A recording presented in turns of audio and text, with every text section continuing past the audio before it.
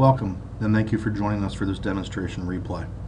This is a replay of the demonstration given at Solid Edge University 2013, hosted in Cincinnati, Ohio. It was session 108 on advanced assembly techniques using synchronous technology. My name is Matt Johnson. I am an application engineer with Allied PLM Solutions, and the data set that we're working with today came from the internet. It is non-native Solid Edge data. It was a CAD neutral format, and downloaded it and converted it to Solid Edge, and we'll be using this. Everything was from the native data set except for this fan guard, which we'll be using today, and I'll show you how building that part in Synchronous and how we modify it in the assembly is a great advantage. This is some sort of water-cooled supercomputer, but for most of what we're doing today, that water cooling system is really graphically cluttered, so we're going to turn most of that off. We're going to start with that fan guard, and I want to show you, to start with, the component select tool in the assembly environment. Some people would call that the assembly steering wheel. We'll note that in synchronous technology in the assembly environment, when we select a component, that we get the steering wheel. And some users, when they first transitioned to synchronous, tried to make their user interface as comfortable to them as possible by turning off some of these synchronous features. For example, in the part environment, using an ordered feature tree. And then in the assembly environment, asking how to turn off this component select tool, or the assembly steering wheel. So if you've done that, we're going to encourage you to turn it back on, and if you're new to this, I'm going to encourage you to leave it on. And today we're going to show you the power of what this tool really does for us in the assembly environment. There are times that you're going to want to toggle it off, and there's most of the time you're probably going to want to leave it on and use it. You can find that feature in the top left corner in the select group. The actual icon that we'll be looking for is this guy here. It's a part cube with a vector pointing from the front face, and we call this the component select and move tool. You'll see that with it enabled, I get the steering wheel. With it disabled, I just get a selection with no steering wheel. So I want to turn that on, and I'm going to be selecting this fan guard because we'd like to move it.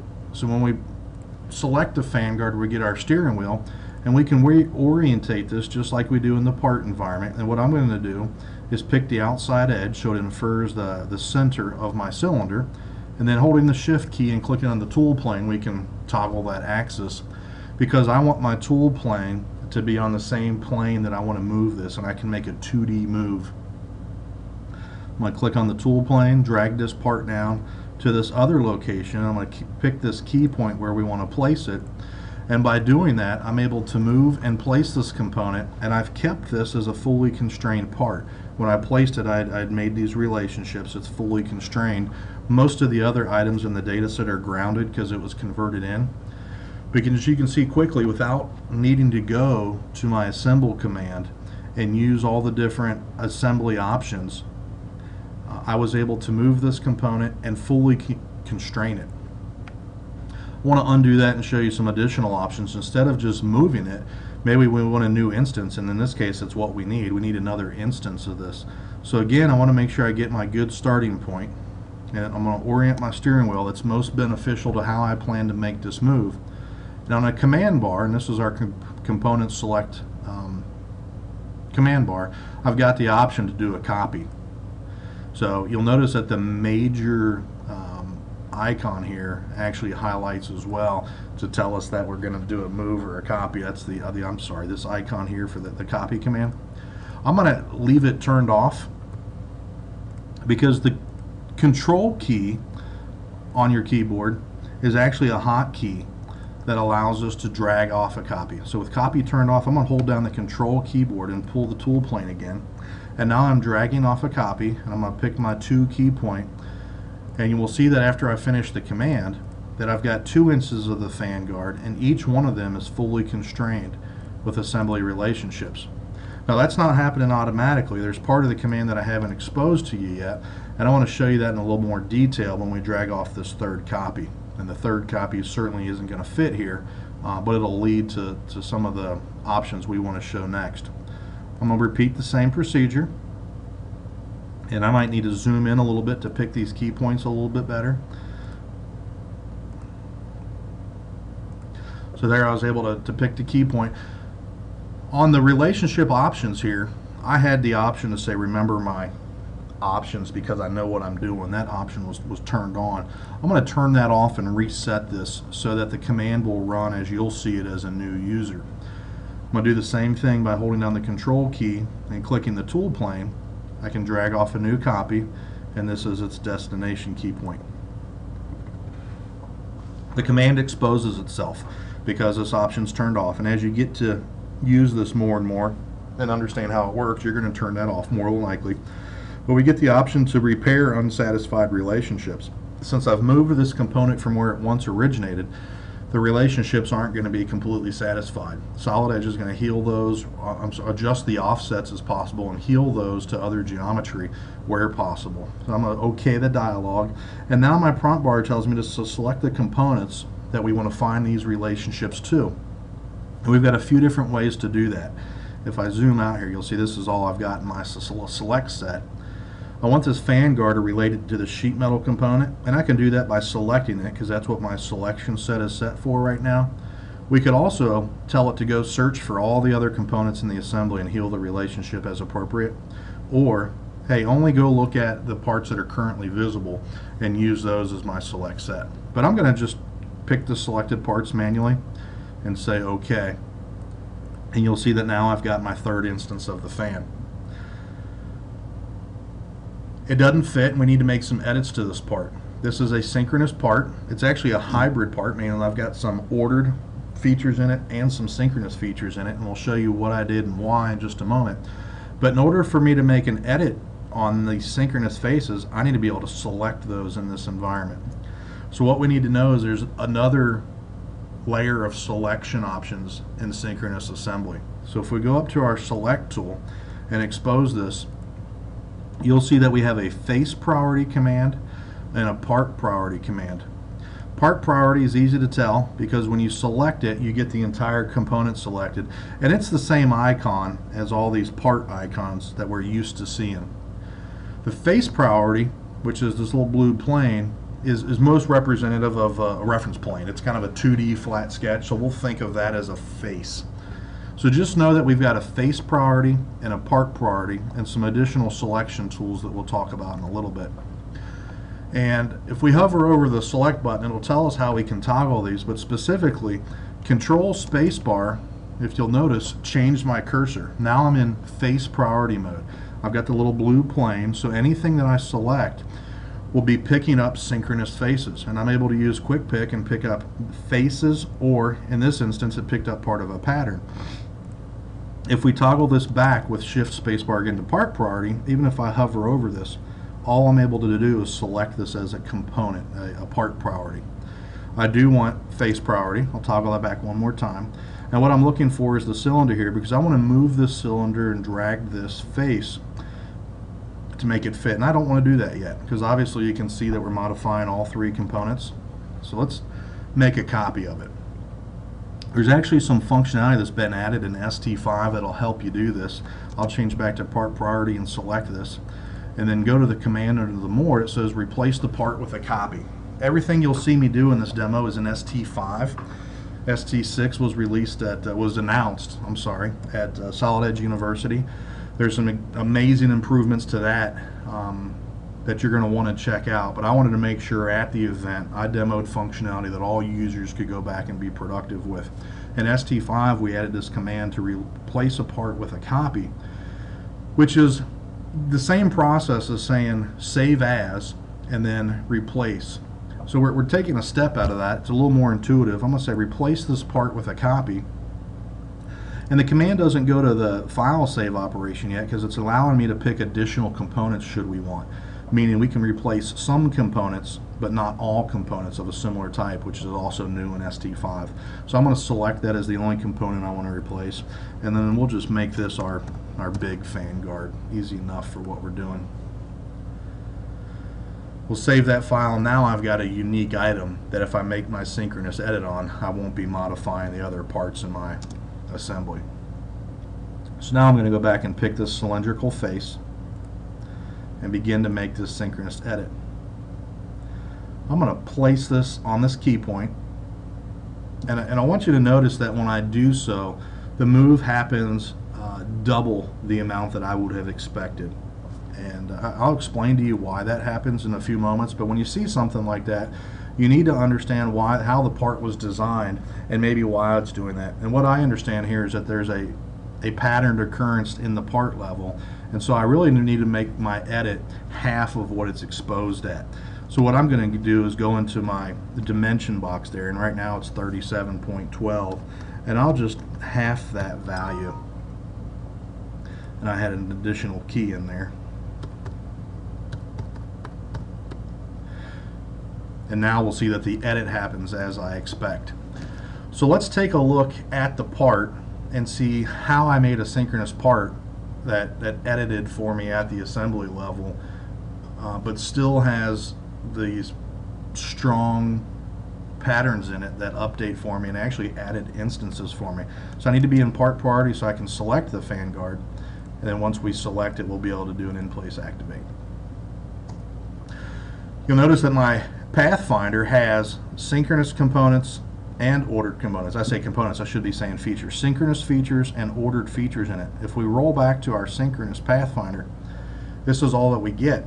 And we'll see that if I find the original protrusion, if I select on that and make an edit to it, we're changing the overall length, the overall form fit of the part.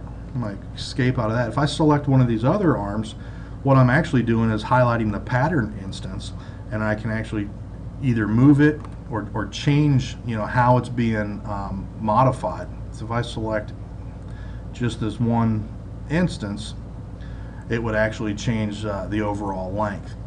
What I need more control over, though, is in the ordered environment, and that's how this pattern is built. So we'll go back to our old logic of in place going into the profile, and you can see that I'm able to constrain this with a dimension and also with a key point, so that when I make my synchronous edit and this arm grows, I've got a fill pattern here that's going to fill the number of instances and grow with my overall part.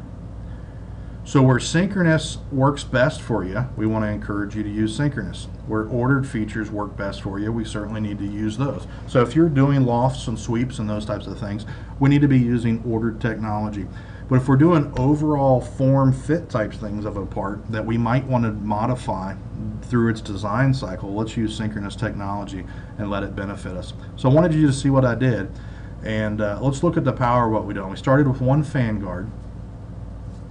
We copied it and placed a new instance of it without having to place any additional relationships. We placed it to a third instance and made a copy of it and edited it, but not only making it bigger, but updating the pattern instance count. So all that was done with our component select tool. Part priority to move the parts, face priority to edit the synchronous faces. I hope you see that that by itself is an extremely powerful way to use this component select tool, and I want to highly encourage you to start to play with that and see how it can benefit you in what you do in day-to-day design. We're going to look at some additional components, other components here in this assembly, and that's this main circuit board assembly. And I want to show you how we can take this a little bit farther, this concept of moving components. I'm going to select this graphics card. I think if I roll this around, I believe these to be, graphics card outputs. If we select this component, I need to place a new copy of it in this slot. So I'm going to move this to a key point, and it doesn't really matter right now because I'm going to show you incorrectly how this happens. If I hold down the control key and drag off this copy, something odd's happening here, and what's happening here is I'm dragging off a copy of the complete subassembly. That was not the intent. My intent here is to drag a copy of this single component. So there's another tool here on our command bar that says move subassembly components. This is extremely powerful. This allows us to make edits to subassembly components at the top level assembly. So I'm going to zoom in again so I can be a little more accurate with my key points, and then I want to show you how we can move and copy these again. And note that wherever I select this component is where my component select tool shows up. So if I need to zoom in to see key points, click somewhere close to where you need to be. It's just going to help you out. And I need to make sure I turn this option on before we forget, and then we're going to locate our steering wheel to a known key point. And I know that each of these fittings or ports has the same corner on it. So I'm going to toggle this again and hold control and drag off a copy. I'm going to use that key point. You'll notice that my command options are being shown to me again. I don't need to see this every time. I want to say, yeah, heal these relationships whenever they're possible. And so we're going to heal those because, we're going to extend those to their existing relationships in the subassembly. And my steering wheel is still attached to the key point, so I'm going to use that to my benefit and hold control again and drag off another copy. So this quickly, I've placed multiple instances of that. And while we're at it, I might as well place this fourth one down here below, because we're going to need that in our assembly to build other components. So we've seen a couple options: component select tool moving parts, component select tool moving entire subassemblies, which can be useful at times, and the component select tool moving a component within a subassembly. But let's take a look at what really happened inside that subassembly. So we'll just in place activate this, and we'll note that here was our original component, and it was fully constrained. It had mate relationships for all three axes. And now here are our other three components, and you'll see that the relationships are still to the home position, and it's just made these offset values to their new position. So you'll see that this one had 0, 0, 0 values, and these other cards were offset as needed, and it looks like just this, what I'll call the Z direction here. And it's just offsetting that value as needed. However, the relationship is still being healed back down to that original slot. So just know that we added 3 additional subcomponents to a subassembly from the top level assembly by using this component select tool. I think it's very powerful, and hope you guys will start to look at it. Now let's look at using this face priority a little bit more. I don't know what the word I'm looking for here, but a little more direct in the assembly. I'm going to use the face priority to select faces of components, and I'm going to make synchronous edits to these components where they live. So I want to pick this sheet metal edge, and I want to pull a flange off here. So I don't have to go into the part. I don't have to say, in place activate and go into the sheet metal component. I'm simply going to pick that edge and drag it off. I don't know where it needs to be yet, but this is where our steering wheel really comes in handy. I'm going to pick this front face, and let's just say that I want to make that front face 2 millimeters offset from this back face here that it's up against. So what I'm going to do is hold down the shift key, which allows us to move the orientation, the origin of the steering wheel. And I'll put a 2 millimeter value in there and replace it. And now when I begin to move this face, I've got 2 millimeters offset built into it. So when I pick this key point, I've built in design intent, meaning that my 2 millimeter gap here is honored because that's where my steering wheel was. That might be the same thing we need to do on this external flange here. I don't know where it needs to be positioned. I don't know how much gap I need in. I certainly probably want a face-to-face gap because there's going to be a fastener going through there. But let's just say for manufacturing tolerances, we want to give this thing a 0.5 millimeter gap. So same thing, I'm going to drag the steering wheel off here 0.5 and click to place it. And now when I begin to drag this face, I can make an edit, and I'll pick on the key point that's on the back face of that flange. And now the same things happen. I've built in design intent. I've got a 0.5 millimeter gap between the back of these card flanges and the sheet metal case flange. Building in design intent at the assembly level as we design, with relative understanding of the other components in here. Let's look at creating relationships between components. We'll need to have a series of holes through here that we can affix these cards to, and we also need a series of holes on this center mounting plate that match the holes on the back of the circuit board. There's 2 different ways to do this. In the past, we've done things like interpart relationships, and there's times that those are extremely beneficial, and there's times that they can become a bit cumbersome for data management and file revisions, and you've got to make sure we're using Revision Manager to do that kind of stuff. So I'm going to show you both methods because they're both extremely powerful. And with Synchronous, You can use both and get the same type of outcome. Let's start with making an edit to this part. So I'm going to go to Part Priority and select this component, and we're going to edit it in place. What I want to do is just do an include command. It's actually called Project Sketch in Synchronous. And I'm going to project everything onto this face of the part.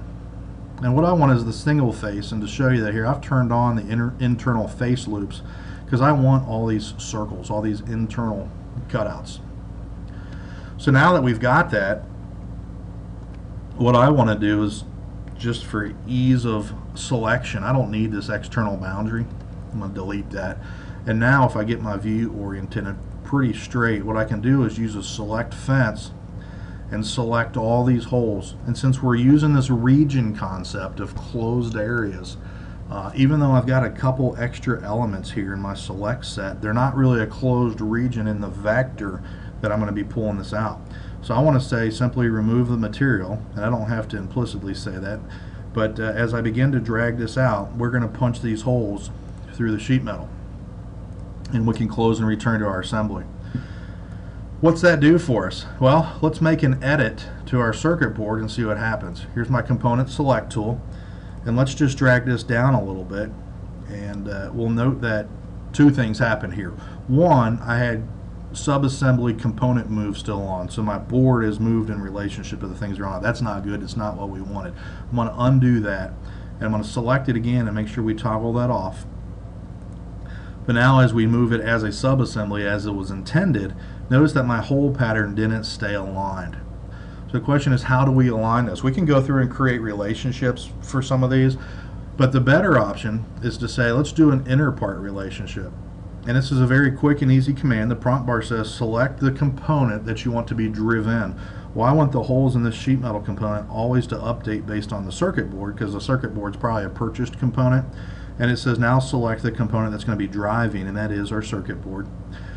And Solid Edge goes out and finds coplanar, concentric, and equal radius features. I don't want coplanar, I know that. I'm only looking for concentric, and equal radius would be nice, but what if I need to change this diameter in the future for the plastic standoff? So I'm going to turn off the equal radius, and I'm going to update the search. And now we'll save this, and that quickly we've created interpart relationships here. So if we were to look at this center panel, you'll see that now I've got a link here. And let's show you what this looks like at the part environment. What Solid Edge has done is created interpart copies and put those into our part file for us. And then what it did is it came down and it built relationships. And it said, hey, for every face in my interpart copy, create a concentric relationship with it. Now that's the same as I told you we could have done at the assembly level with face relate commands, but this does it for us all in one step and categorizes it for us very nice in our Pathfinder. So now we'll find out then when we select this again and make sure that we're moving the entire component assembly in one operation, and we move this. Our holes will update once we move it because those links need to update. So you'll notice that our holes moved and updated. I'm going to move it up just a smidge so that we can build holes now. But we certainly don't want to rotate that guy. We want to move him up. But now we need to build some holes here on this flange for these circuit boards to mount to. I'm going to use just a little different technique for us here. Instead of using this interpart copy, I'm just going to go into the part and build them using peer references. So let's take a look at what that looks like. I'm going to do the same thing. In place activate, and I'm going to say project to sketch. Now I've toggled off my assembly, so Control Q is a quick way to toggle off previous level, so I need to make sure that's on. And if I were to place a hole command right now and try to pick these key points, I can't. I believe in ST6 you're going to find that we can use peers in a much more stronger method, and you'll be able to place that relationship without having to build in a sketch. Right now in ST5 what we need to do is come in here and we need to include these arcs. We need to say, give me these arcs, and these aren't going to be maintained. There's no associativity here. Matter of fact, I can toggle off my assembly now, and now I can place my hole, and I'll just use this small 1/8 inch simple hole. at each of these key points, and there is no associativity back to the assembly. We can look at our sketch and we'll see that it's not linked, and we can see that our holes are simply placed to those sketches. So there's no associativity here back to our model. So the question is, how do these react now in the assembly environment when we start to make these edits? We're going to do the same edit again and show you that as we move this, unfortunately these holes are not associated. If we were to drop this, the back holes in the mating plate, they do update for us, but this other set of holes doesn't. Two methods for doing this, and depending on what side of the court you're in, you might pick each method. But what I want to do is show you that we can do both. I want to pick this subassembly, that's what I intend to move, but I also am going to change my select set now, my pointer priority to face priority, because what I want to do is I want to pick this face, and using quick pick I'm going to pick the hole.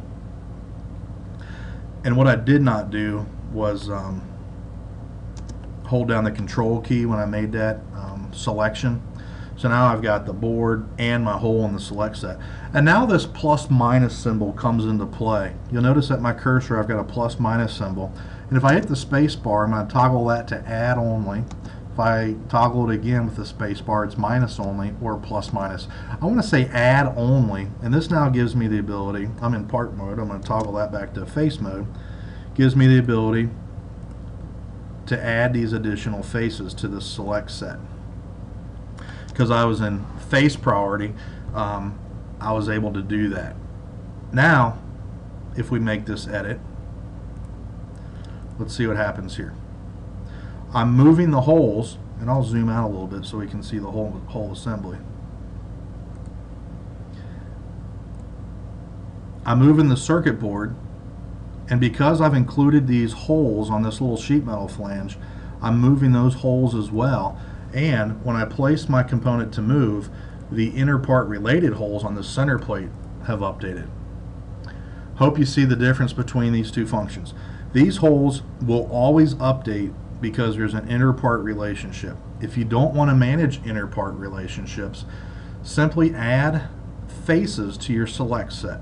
I selected the component, which gives me the entire subassembly, and then holding the control key after I've toggled to face priority, holding the control key gives me a new select set, and I can come through here and pick all these additional holes. With these holes in my select set, you'll notice if I only pick these top two and I begin to make this edit, the top two holes I've added to my select set, the bottom two I didn't. They're not in the select set, they're staying stationary. So you can add faces however you pick or choose to your select set, and it's a very powerful way to make these edits. Face relate tools. You use these in the part environment, but they're extremely powerful in the assembly environment. Let's say as I look through here, I don't know that there's, this edge has some overlap from the circuit board, and I really intended this edge here to be in line with the edge of the circuit board.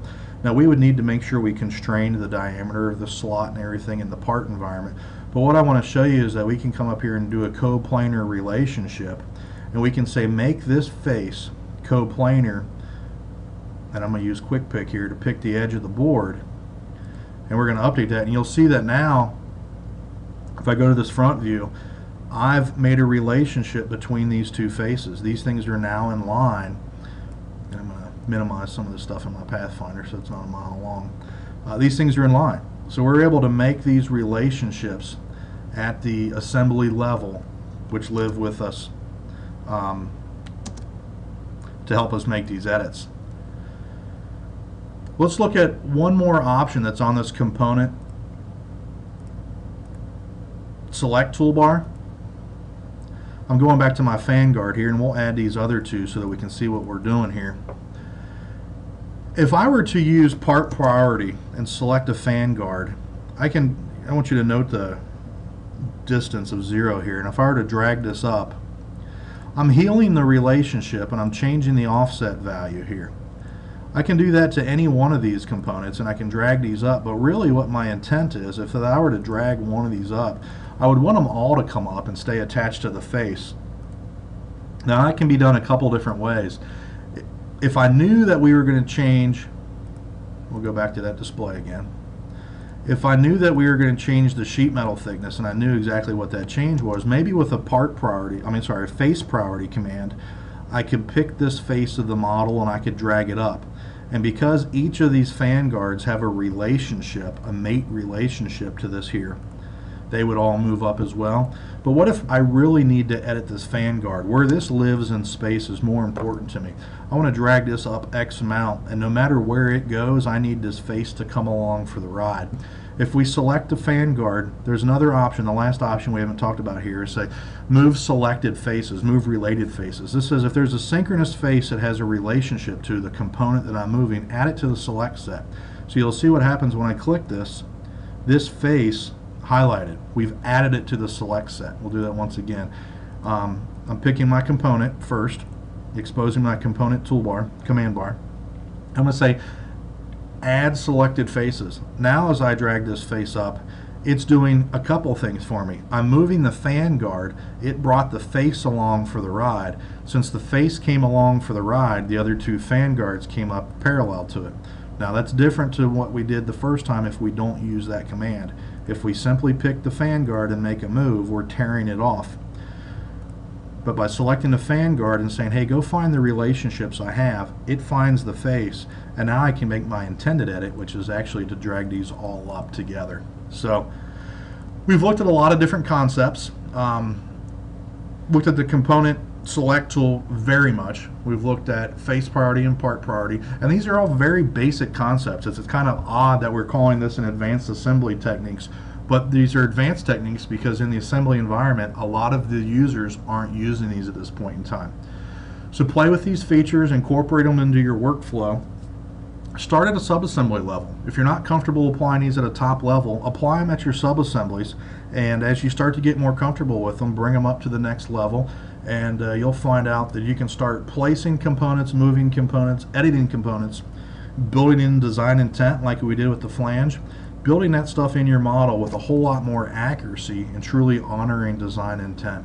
So thanks for your time today. Again, my name is Matt Johnson with Ally PLM Solutions. If you have any questions, we'd love for you to reach out to us on email. Thanks a lot.